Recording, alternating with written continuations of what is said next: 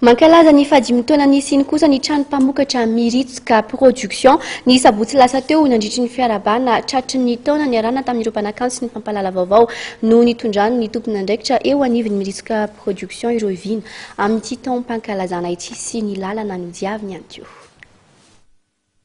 Dia iritsika mangina ny mozikako, nivoaka avy ao am-poko izay mba vitako. Izay andia tononkalo notsingaina tao anatiny amboaratononkalo ifaliana nosoratany Lolona Randriamampianina izay no itondrany trano mpamokatra Miritsika Production ny fankalazana ny fahadimy taona nisiny amin'ity taona ity.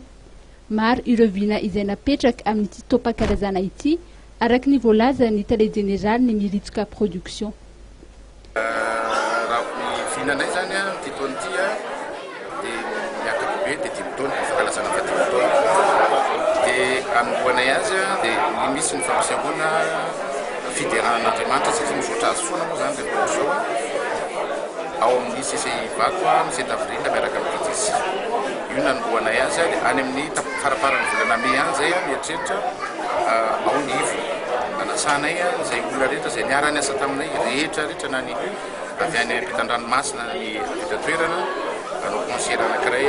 lehibe zay ampisehonay ny loko Miritsika Production dia farany taona zay mieritreritra amarana azy amin'ny fideran'Andriamanitra zay foana zany no ataonay. Efa maro ireo mpanakanto izay niara-ny asa tamin'ny trano mpamokatra Miritsika Production tao anatin'izay 10 taona izay, na izany teo amin'ny resaka fampisehoana na teo amin'ny famokarana rakira ary mbola hitohy hatrany izany.